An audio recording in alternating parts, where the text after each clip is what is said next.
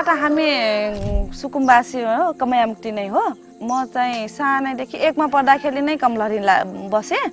यस्तै 60 वर्ष थियो होला, अनि कमलहरी बसेँ। खेत लाउनको लागि बसेको त्यो। हामी बसेपछि त्यहाँ खेत लाउन दिन्थ्यो, त्यही घर। दुःख त अर्काको घर भएपछि भइहाल्छ। सानै थिएँ, काम पनि गर्न नसक्ने, अनि सानो हुँदाखेरि अब घर आउनलाई रुन्थे। उनले कलिलो काँधमा जिम्मेवारीको गरुङ्गो भारी बोकिन्। अभाव र दुःखका अनेकन भोगाइका बीच बाल्यकाल बिताएकी बालेको सङ्घर्षपूर्ण जीवनयात्रा यत्तिमै रोकिँदैन। मेरो विवाह 13 पुरा पुगेपछि विवाह हो सर। अनि म चाहिँ 15 वर्ष पुग्ने बित्तिकै 1 महिना भयो त नानी भएको। चेतना भएन, समय पनि त्यस्तै थियो सर। त्यो बेला शिक्षा पनि अशिक्षै थियो। अब गाउँ समाज नै त्यस्तै थियो। जिन्दगीले खडा गरिदिएको दुःख र सङ्घर्षका विशाल पहाडलाई छिचोल्दै बाली अहिले आफू र आफ्नो परिवारको सुखद भविष्यको सपना साकार पार्न श्रम पसिना बगाउँदैछिन्।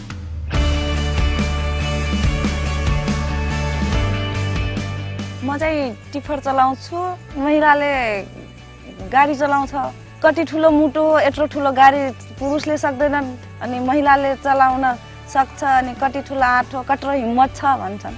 मलाई त गाडी ड्राइभिङ सिकेदेखि सक्छु भन्ने नै लाग्थ्यो। म जस्तै अरूले पनि चलाउन्, महिला 1-2 जनाले चलाए पनि मान्छेले भन्छन् कि अब अरूले पनि चलाउन थालेछन्, समाज परिवर्तन भइरहेछ भन्ने पनि हुन्छ।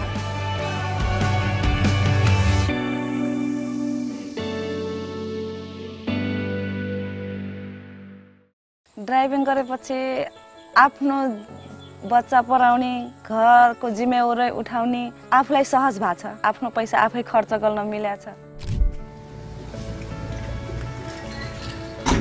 ट्रिपको हुन्छ हिसाब हुन्छ, ठाउँ हेरेर हुन्छ। टाढा गर्न जान लागेपछि 500 भट्टा हुन्छ। अब नजिक भएपछि चाहिँ 200, 150 ट्रिपको हिसाबमा भट्टा हुन्छ। तलब चाहिँ 6-7 हजार यस्तै नै हुन्छ। अहिले परिवारको आधारशिला बनेकी बालीको सपना एक्ली छोरीको सफलताको सारथी बन्नु हो। आफूले भोगेका सङ्घर्ष र कथा व्यथादेखि निकै पर एक सुन्दर र सफल जीवनको जग बसालिदिनु हो। हजुर, मेरो सोच अब छोरी चाहिँ अहिले उसको इलेक्ट्रिसियनको इन्जिनियरको डिप्लोमा गर्दैछ। अब 3 वर्ष डिप्लोमा हो। अब यो सकेपछि यो सँगसँगै लोकसेवा लर्ने र जागिर खाने छोरीले खुवाउने सोच हो। छोरीको पढाइ कस्तो हुन्छ, अब समयअनुसार कहाँ पुग्न सकिन्छ। म त भन्छु कहिल्यै पनि आफूले कमाएर राम्रोसित आफ्नो जिम्मेवारी आफै उठाएर विवाह गर्ने भन्ने सोच छ मेरो त अहिले।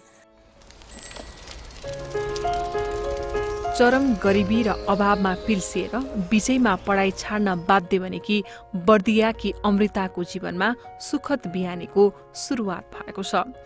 अरू 2 जना साथीसँगको सहकार्यमा मोबाइल पसल खोलेर व्यावसायिक यात्राको थालनी गरेकी अमृताले एक सफल उद्यमी बन्ने अठोट लिएकी छिन्। मेरो चाहिँ घरमा आर्थिक अवस्था कमजोर थियो। अब घरमा त्यस्तै अब मम्मी पनि हल्का बिरामी हुनुहुन्थ्यो, अनि ड्याडीले हेर्नुहुन्थेन, अनि त्यही भएर पढ्न पनि पाइएन। मोबाइल रिपेयरिङ चुज गरिसकेपछि 3 महिनाको तालिम लिइसकेपछि अब त्यत्तिकै बस्नुभन्दा अझै 6 महिना नै लग्यौँ। प्लान इन्टरनेसनल बी ग्रुपले 2.5 लाखसम्मको सहयोग गर्नुभएको छ। अझै पनि गर्दै हुनुहुन्छ, हाम्रै सपोर्टमा हुनुहुन्छ। मिलेर खोलेको पार्टनरमा 15-15 हजार रुपियाँ लगानी गऱ्यौँ। हाम्रो पसलमा चाहिँ मोबाइल मर्मत गरिन्छ, रिपेयरिङ, अनि कभर, अनि डाटा केबलहरू बेच्ने, अनि त्यसपछि फोटोकपी गर्ने। मेरो चाहिँ अहिले बिहे गर्ने सोच छैन। अब पसल पनि छ, अब हल्का बिजनेस पनि चलिरहेको छ। ऋण निकालेर हुन्छ कि यताउता गरेर पसल हल्का ठुलो बनाउने, पैसा पनि हल्का अब कमाउन सकिएपछि हल्का गर्ने भन्ने सोच छ। प्लान इन्टरनेसनल नेपालले विभिन्न साझेदार संस्थाहरूसँगको सहकार्यमा कालीकोट, जुम्ला र बर्दिया जिल्लामा कार्यान्वयन गरेको बाल विवाह, छिटो विवाह र जबरजस्ती विवाह रोकथाम परियोजनाले समाजका लागि उदाहरण बनेका दर्जनौं युवा उद्यमीहरूलाई जन्म दिएको छ। हरेक क्षेत्रमा पुरुषकै प्रभाव र दबाव रहने नेपाली समाजका लागि स्वरोजगार र उद्यमी बनेका यी युवा महिलाहरू अब समाज बदलिँदैछ भन्ने सशक्त उदाहरण हुन्।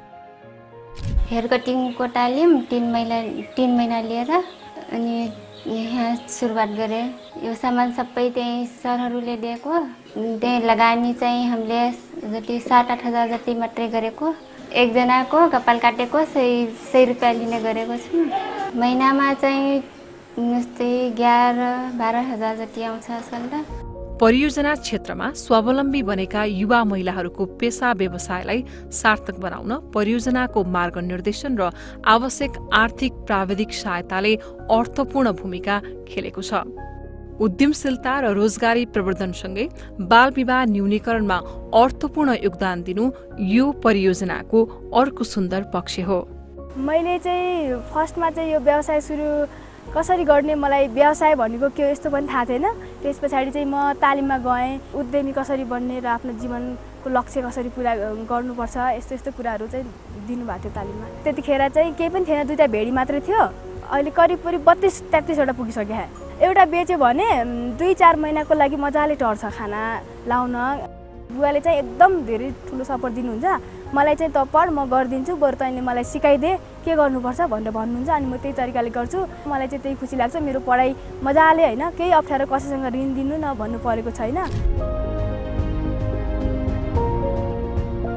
पहिला व्यवसाय योजनाको 5 दिने तालिम सकाउन बित्तिकै त्यहीभन्दा पछि पसल स्थापना गरेको, थोरै आफ्नो लगानी गरेर अनि त्यसपछि 25,000 बराबरको सामान पाएर भर्खरै बिजनेसको कारणले गर्दा एउटा सानो बोइलर पम्प पनि खोलेको छु। मासिक हिसाबले हुन्छ सर 35-30 को हाराहारीमा। परिवारलाई अब खाना बस्न यताउति अब केटाकेटीहरूलाई स्कुल पढाउन हरेक कुराहरूमा सहज पुगेको।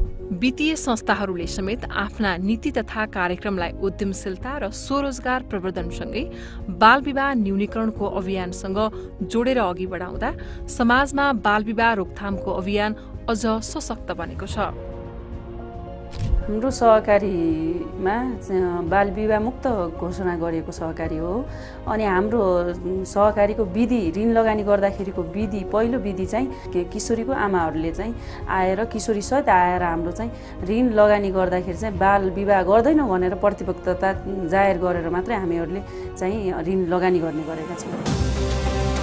एउटा परिवार विपन्नताबाट सम्पन्नतातर्फ अग्रसर भन्दा यसले अन्ततः परिवारको सीमित घेराभन्दा बाहिर गएर समाजको बृहत्तर आयाममा अर्थपूर्ण रूपान्तरण ल्याउन भूमिका खेल्दछ।